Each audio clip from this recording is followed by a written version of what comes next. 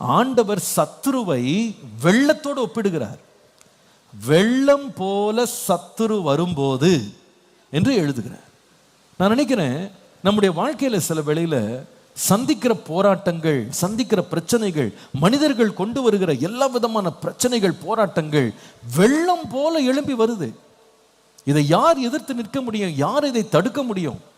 இப்படிப்பட்ட நிலையில நாம இனி நமக்கு தப்பிக்க வழியே இல்லை, நம்ம முன்னேறவே முடியாது, நம்ம எதிலிருந்தும் நம்ம காப்பாற்றிக் கொள்ளவே முடியாது, நம்பிக்கை இழந்து நிற்கிற வேளையில கர்த்தர் சொல்றாரு, வெள்ளம் போல சத்துருக்கள் எழும்பி வரும்போது பயப்படாதப்பா, ஏனென்றால் கர்த்தருடைய ஆவியானவர் உனக்காக கொடியை ஏற்றுவார். ஹல்லேலூயா! கொடியை ஏற்றுகிற ஒரு தேவன் இருக்கிறார். ஏன் அந்த வார்த்தை பயன்படுத்தப்படுற கொடி ஏற்றுவார்னு? அந்த நாட்கள்ல யுத்தம் நடக்கும்போது, யுத்தத்தில் 2 சேனை ஒன்றோட ஒன்று மோதி கொண்டிருக்கு. யுத்தம் ரொம்ப உச்ச கட்டத்தில் போயிட்டு இருக்கு. ஆனால் ஒரு சேனை என்ன பண்ணுதுன்னா இன்னொரு சேனையை மடங்கடிக்குது, அவங்களோட பட்டணத்தை பிடிக்குது.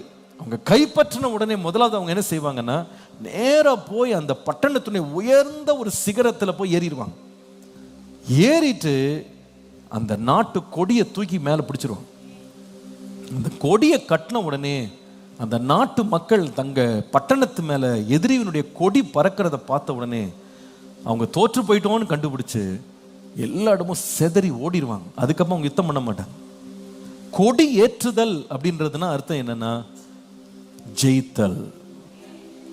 ஆண்டவர் சொல்லுகிறார், நீ வெள்ளம் போல சத்துரு உன்னை அழிக்கணும்னு வரும்போது பயப்படாதப்பா, உன்னுடைய யுத்தங்களை தான் கையில எடுத்து உனக்கு ஜெயத்தை தந்து உன் முகத்தை வெட்கப்படுத்தாதபடி அந்த தீங்கிலிருந்து உன்னை தப்புவித்து ஜெயக்கொடி ஏற்றுகிற ஒரு தேவன் இருக்கிறேன். ஹல்லேலூயா! இன்றைக்கு ஒருவேளை இந்த ஆராதனையில ஒரு பெரிய வெள்ளத்திற்கு முன்பாக, சத்துருவனுடைய போராட்டத்துக்கு முன்பாக என்னை தப்பு வைக்கிறதுக்கு வழியே இல்லை, சிக்கிக்கொண்டேன் அப்படின்னு இருக்கிறீங்களா? இன்னைக்கு விசுவாசிங்க, ஜெயக்கொடி ஏற்றுகிற ஒரு தேவன் எனக்காக இருக்கிறார். ஜெயக்கொடி ஏற்றுகிற ஒரு தேவன் எனக்காக இருக்கிறார். ஜெய கிறிஸ்து முன் செல்கிறார், ஜெயமாக நடத்திடுவார். ஜெய கிறிஸ்து முன் செல்கிறார், ஜெயமாக நடத்திடுவார். ஜெய கீதங்கள் நான் பாடி ஜெயம் அல்லேலூயா அவர் நாமத்திற்கே, ஜெயம் அல்லேலூயா.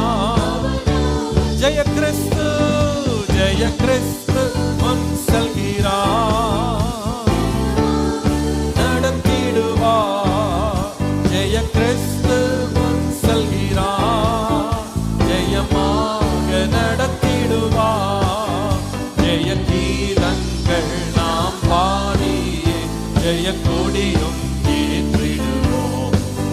ஜெயம் அல்லேலூயா அவர் நாமத்திற்கே, ஜெயம் அல்லேலூயா அவர் நாமத்திற்கே.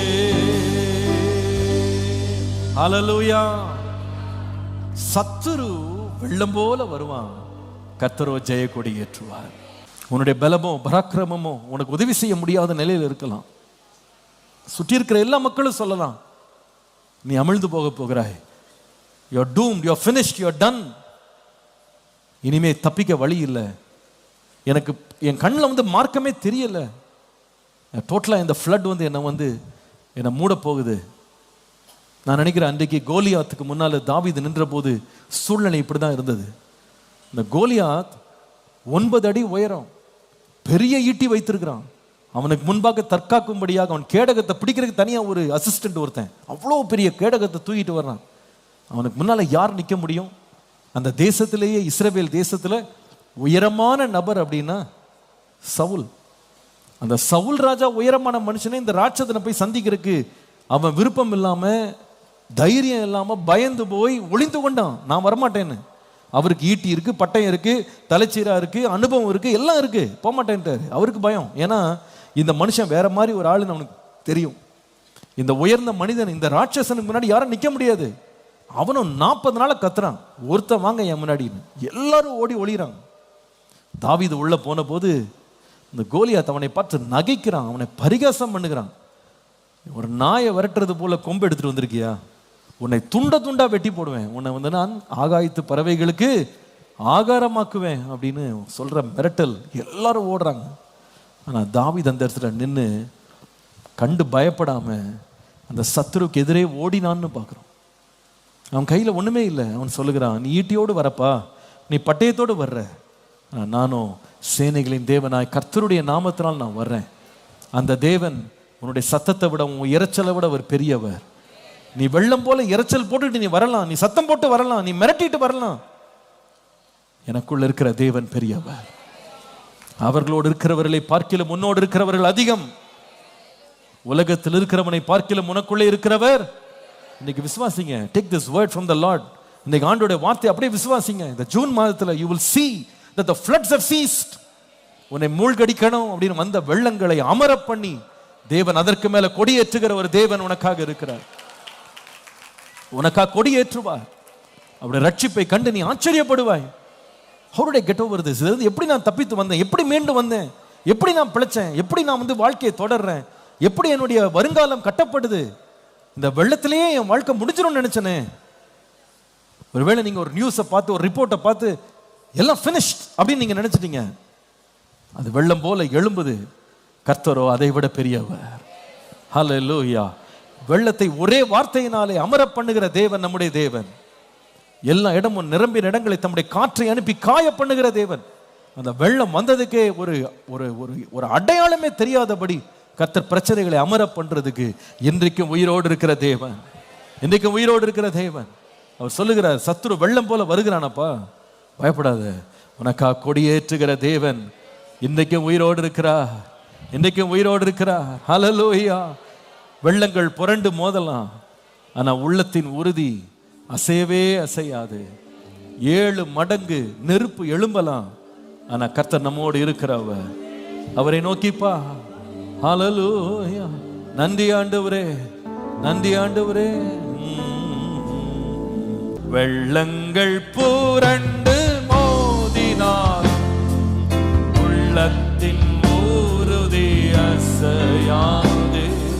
வெள்ளங்கள் புரண்டு மோதினாலும் உள்ளத்தின் உறுதி அசையாது. 7 மடங்கு நெருப்பின் நடுவிலும் இயேசு நம்மோடங்கு. 7 மடங்கு நெருப்பின் நடுவிலும் கரங்களை உயர்த்தி எக்காலத்தோ நம்பிடுவோம். திக்கற்ற மக்களின் மறைவிடம் பக்கவர் நல் பாதுகாப்பு. இக்கட்டில் இயேசுவே அடைக்கலம். ஓ பக்கவர் நம் பாதுகாப்பு. இக்கட்டில் இயேசுவே அடைக்கலம்.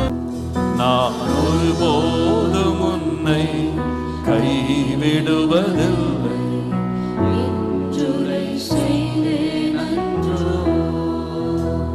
கடல் ஆழத்திலும் அக்கினி சூளையிலும் உன்னை காத்திடும் பலவானன்றோ. விஷ சர்ப்பங்களோ சிங்க கூட்டங்களோ பயம் வேண்டாம் உன் அருகினில் நான். எந்துரை செய்தவரை ஆராதிப்போம். ஆவியில் ஆராதனை. எந்துரை செய்தவரை ஆராதிப்போம். ஆவியில் ஆராதனை. இன்னைக்கு காலைல ஒருவேளை ஏதோ ஒன்றை பற்றி நீங்க ரொம்ப பயந்து வந்து, யாரோ ஒருத்தரை பார்த்து ரொம்ப பயந்து இருக்கலாம். ஒருவேளை பள்ளிக்கூடத்துக்கு போற பிள்ளைங்க கூட நீங்க சொல்லலாம், எனக்கு அந்த டீச்சரை பார்த்தாலே பயமா இருக்கு. ஆவியானவர் உங்களோடு இன்னைக்கு பேசுறாரு. சத்ரு வெள்ளம் போல வரும்போது கர்த்தர் எனக்காக கொடி ஏற்றுகிற தேவனாய் இருக்கிறார். கொடி ஏற்றுகிற தேவனாய் இருக்கிறார்.